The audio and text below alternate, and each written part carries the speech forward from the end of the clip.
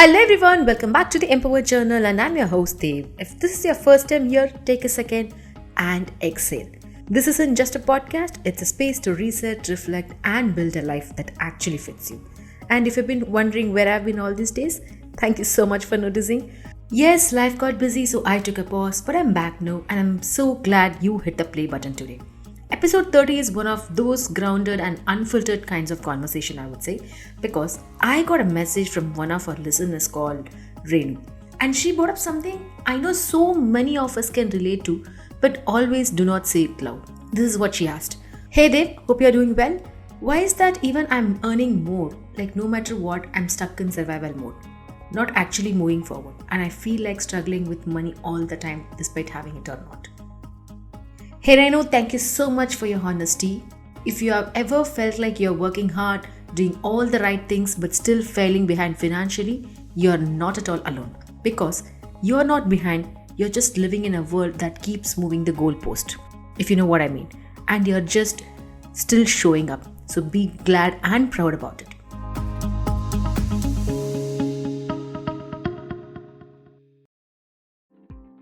Once again, welcoming you all to the Empower Journal episode 30. Let's talk money and mindset. Why is this generation is always struggling with money and what we can do about it actually. So let's zoom out for a second, because if you're feeling financially stuck, I repeat, it's just not you. It's a system we are trying to navigate.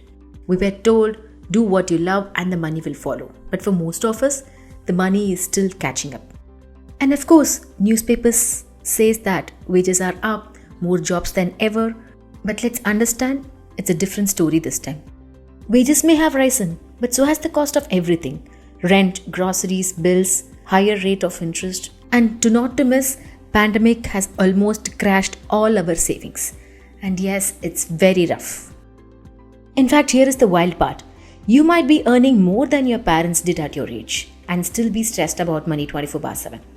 And it's not just a feeling, because Gen Z's cost of living has grown up 3x higher than the wages or the salaries over the last decade. So if you're working more, earning more and still struggling to save or even breathe financially, it's not about you. This isn't about your bad choices. It is about outdated rules.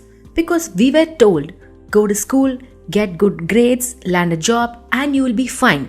But no one defined what fine would look like in 2025. Because fine today means 60,000 as rent, 25,000 as loan and your laptop dying all in the same month. Fine is actually stressful. It is in fact paycheck to paycheck.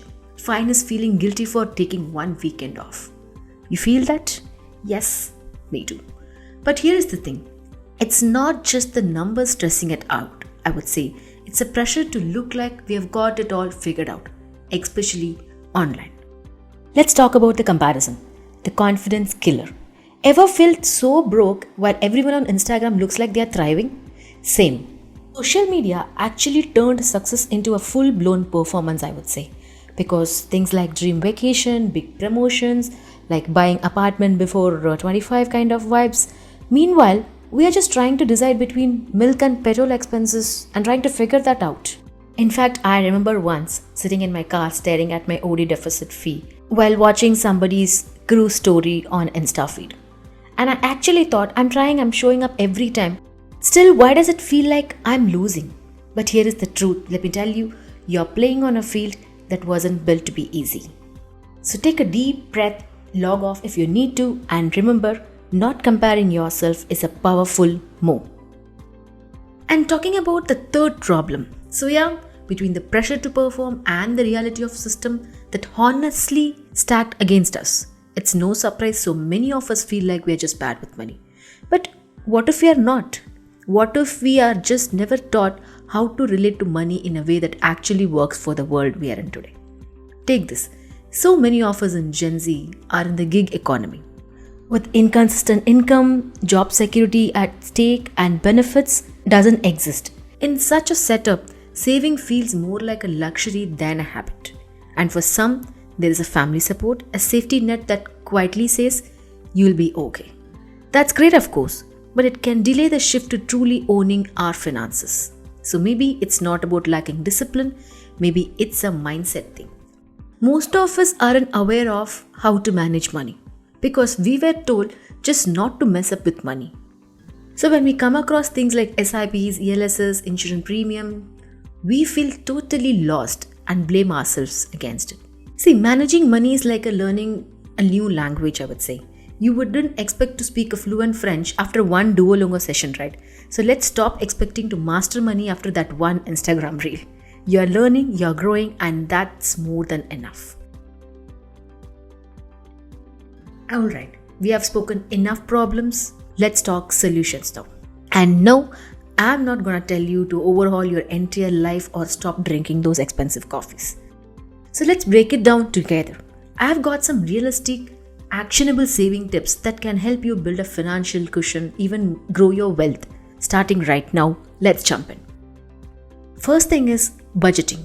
Yes, I know, not the most exciting word, but making the right budget is a game changer. It's not just about tracking everyday expenses or the chai you buy. It's about understanding your essentials, planning for surprises, or be putting something aside each month. And don't skip the emergency fund. Trust me, whether it's a medical bill or a sudden job shift, that fund will be your lifesaver.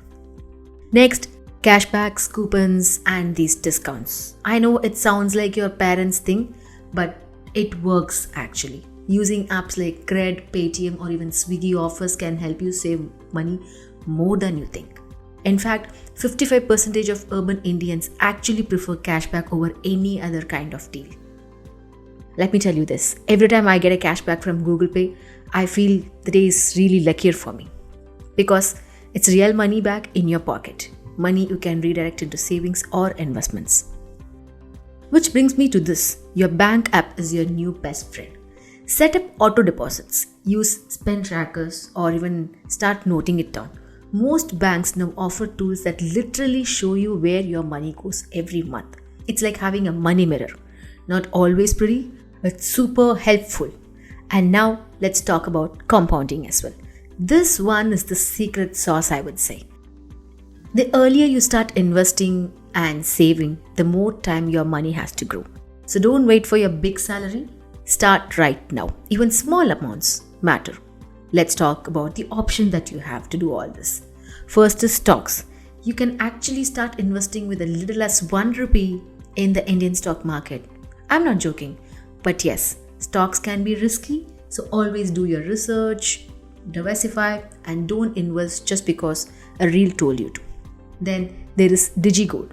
Super cool stuff, I would say, because you can start with just even 10 rupees and it's backed by real 24 karat gold. It's not a fast money plan, but it's a solid and long-term value, especially when things feel economically shaky.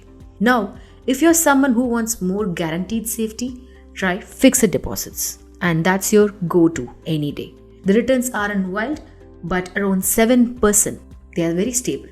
Perfect for anyone who's a bit cautious with their money. And if you don't have time to track those stocks, try mutual funds. They are managed by pros, spread across a bunch of industries, and you can start with just 100 rupees a month. They have shown returns around 10 to 12% on average, and some even more. And finally, the old faithful Public Provident Fund, or PPF. It's backed by the government, it's safe, and it gives you tax benefits as well. You can start with 500 a year, and right now the interest rate's around 7.1%.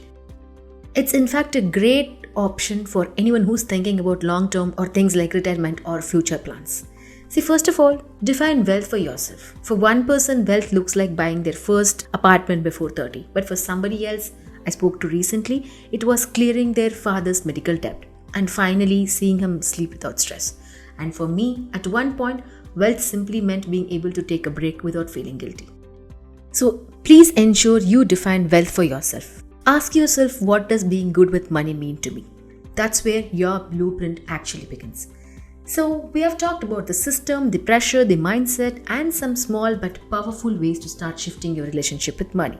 But before we close, I want to leave you with this. You're not broken, you're not behind, you're just living in a world that keeps moving the goalpost. I repeat. The fact you're still here, still trying, that's not a setback, it's a strength in real time. So keep me posted. What's one financial habit, mindset, or belief you're actively trying to shift right now? DM me, drop your answers. because financial empowerment doesn't start with having all the answers, it starts with asking better questions. If this episode resonated with you, do me a favor, subscribe to the Empower Journal and share it with someone who needs to hear this. And this is Dev signing off from the Empower Journal. Until next time, stay curious, stay kind to yourself, and stop ghosting your wallet. You got this. Nandri!